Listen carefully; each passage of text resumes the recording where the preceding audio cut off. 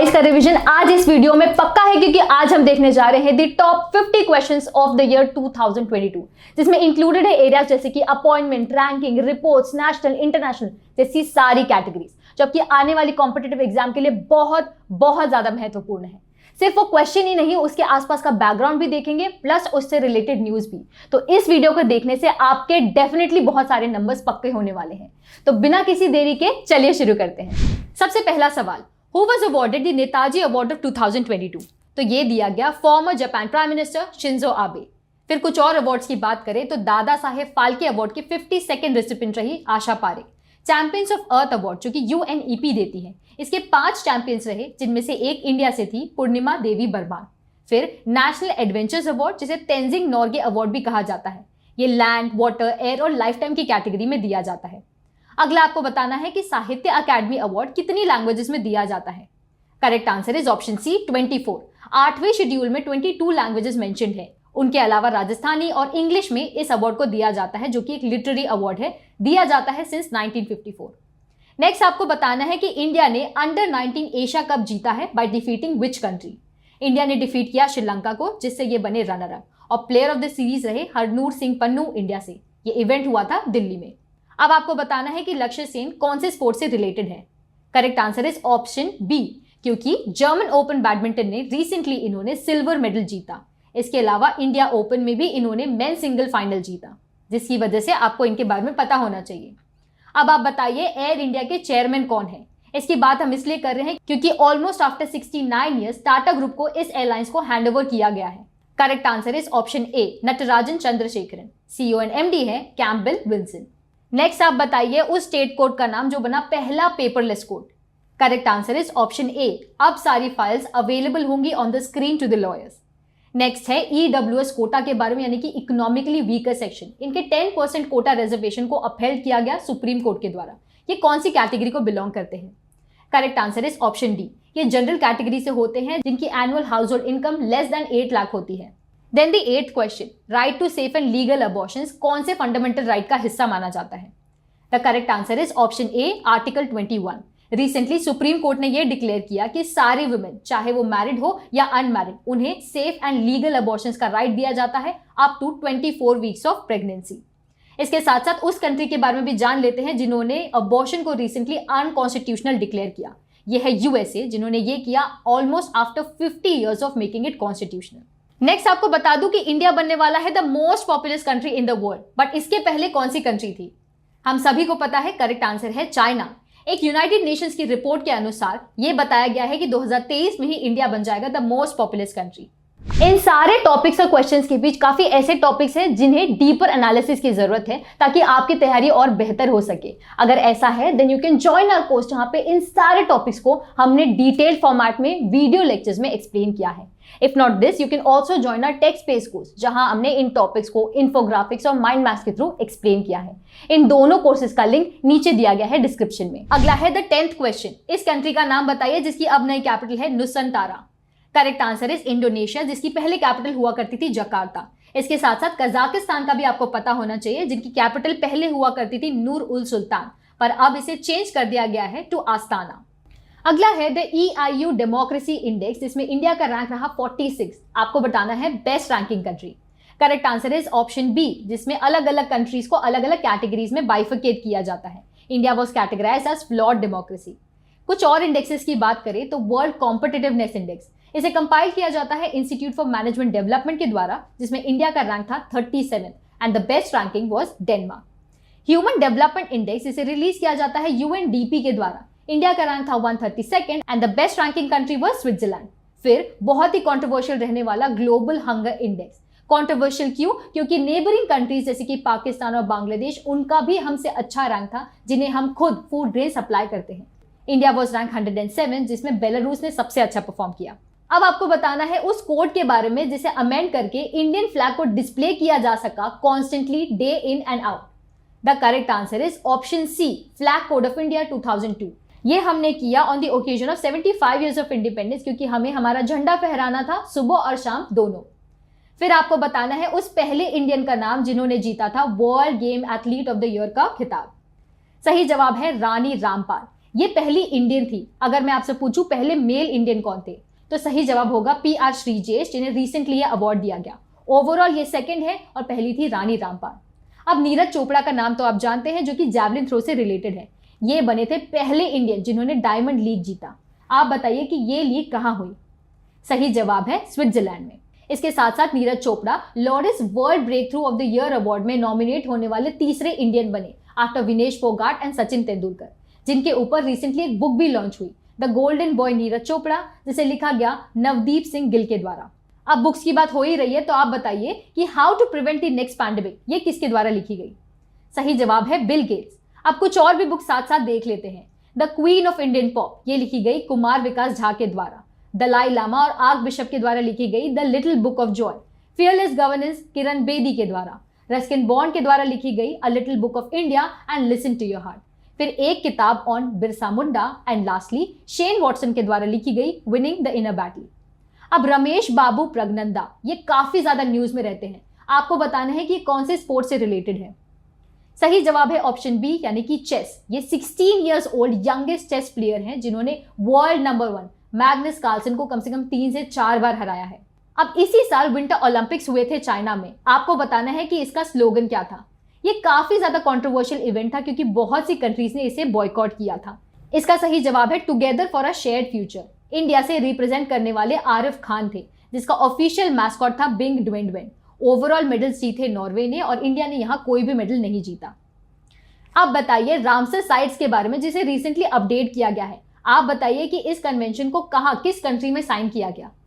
सही जवाब है ईरान, क्योंकि रामसर इसी की एक सिटी है। इसे एस्टैब्लिश किया गया था इन द ईयर 1971, जहां इंडिया में अब टोटल 75 साइट्स है on the occasion of 75 years of independence. इस साल एडेड साइट्स को देखें तो एक है उत्तर प्रदेश से, 2-3 तमिलनाडु से, एक है मिजोरम और एक मध्य प्रदेश से। अब इंडिया ने रिसेंटली जापान को रिप्लेस किया to become the second largest producer of crude steel in the world. आप बताइए कि लार्जेस्ट प्रोड्यूसर कौन है?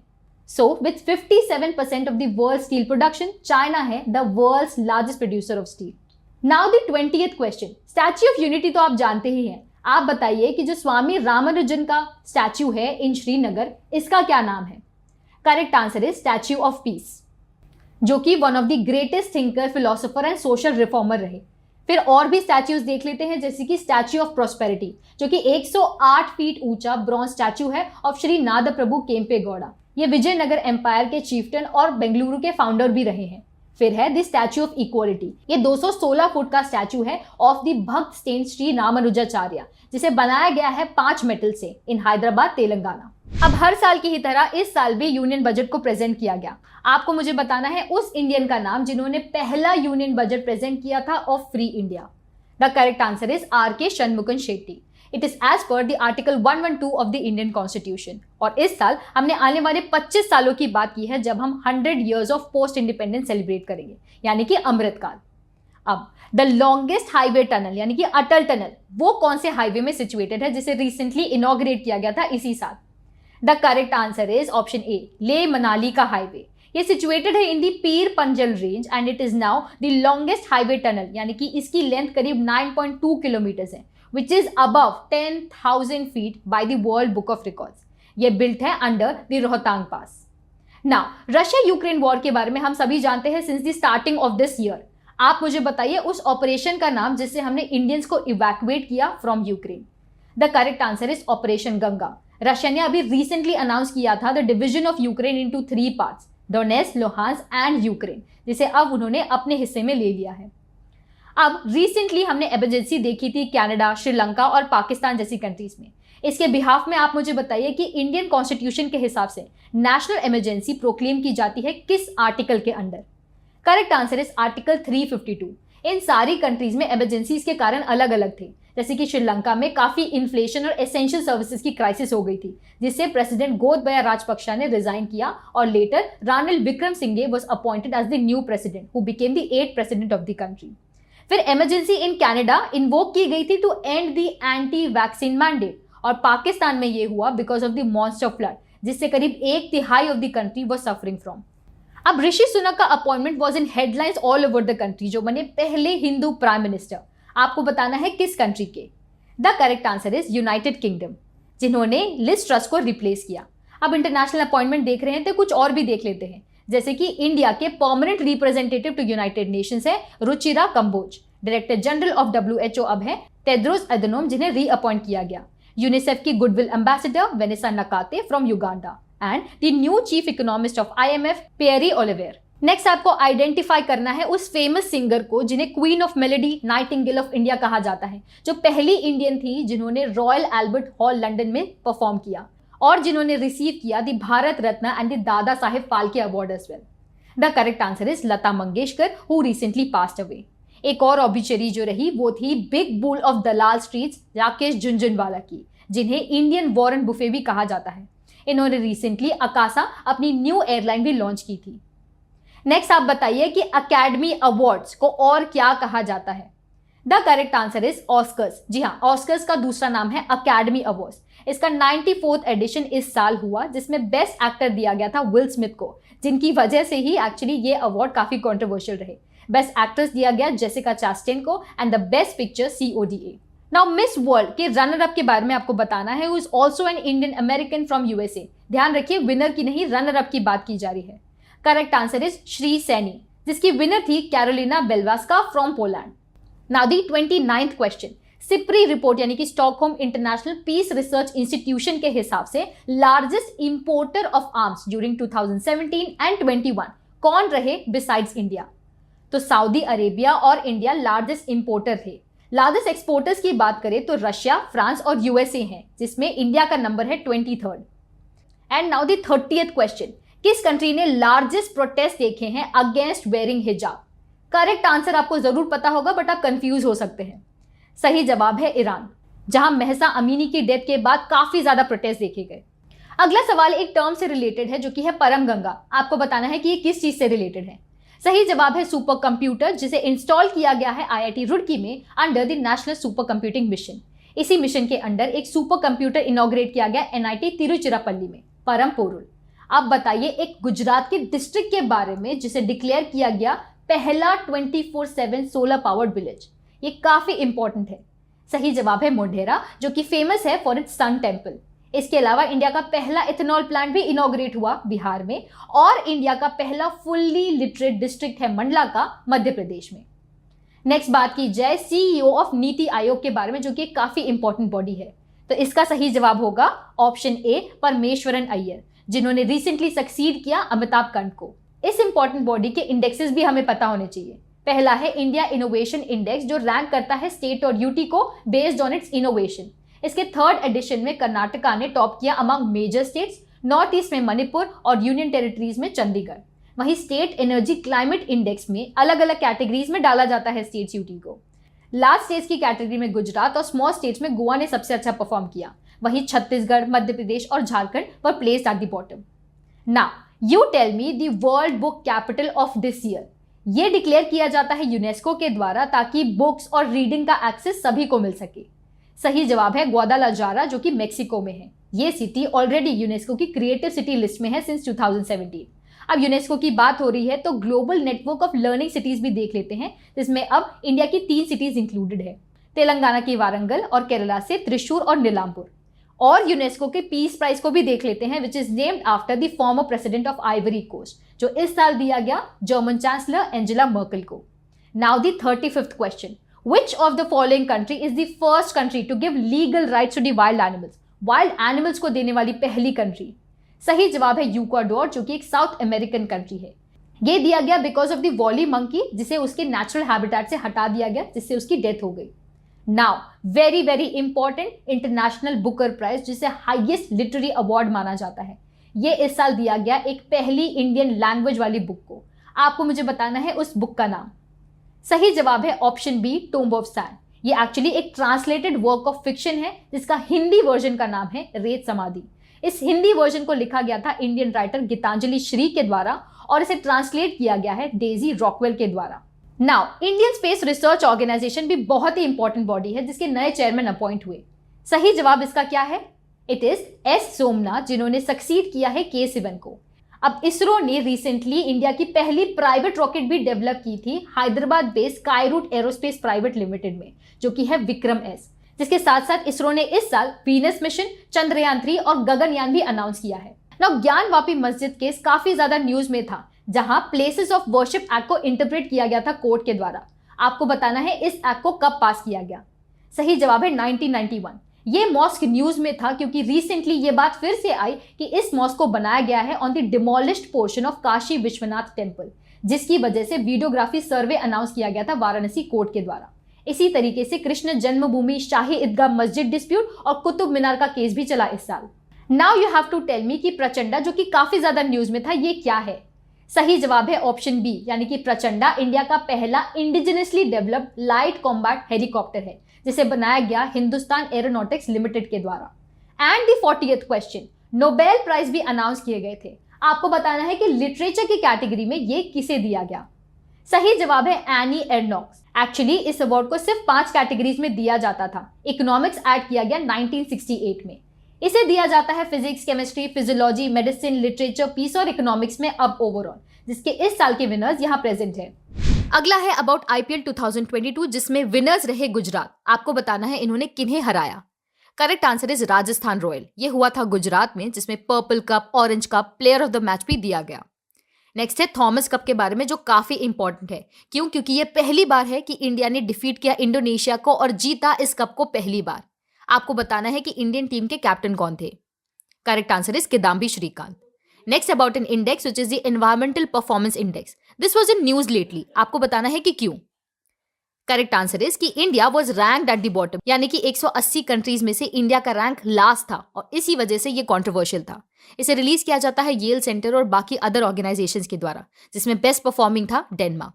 फिर कुछ और इंडेक्सेस भी देखे, जैसे कि वर्ल्ड प्रेस फ्रीडम इंडेक्स। इसे रिलीज किया जाता है रिपोर्टर्स विदाउट बॉर्डर्स के द्वारा। इंडिया का रैंक रहा 150, जिसमें टॉप परफॉर्मिंग स्टेट्स थे Norway, Denmark. Travel tourism competitiveness index, इसे रिलीज किया जाता है वर्ल्ड इकोनॉमिक फोरम के द्वारा। टॉपर था जापान, बॉटम में था चैड और इंडिया का रैंक था 54। And lastly the climate change performance index. इसे रिलीज किया जाता है जर्मन वॉच, न्यू क्लाइमेट और क्लाइमेट एक्शन नेटवर्क के द्वारा, जिसमें इंडिया का रैंक रहा 8 और ग्लोबली किसी भी कंट्री को फर्स्ट, सेकंड या थर्ड रैंक नहीं दिया गया है। रादर 4th रैंक दिया गया Denmark, followed by Sweden. INS Vikrant के बारे में आपने न्यूज में काफी सुना होगा, तो ध्यान से देखकर बताइए that which of the following is not a feature of this. तो correct answer is option D, built under Samudrayaan. Rather it is built under project 71। ये इंडिया का पहला इंडिजिनसली बिल्ट एयरक्राफ्ट कैरियर है और ये दूसरा एयरक्राफ्ट कैरियर है India का, विच इज INS विक्रमादित्य। इसे बनाया गया है कोचिन शिपयार्ड में।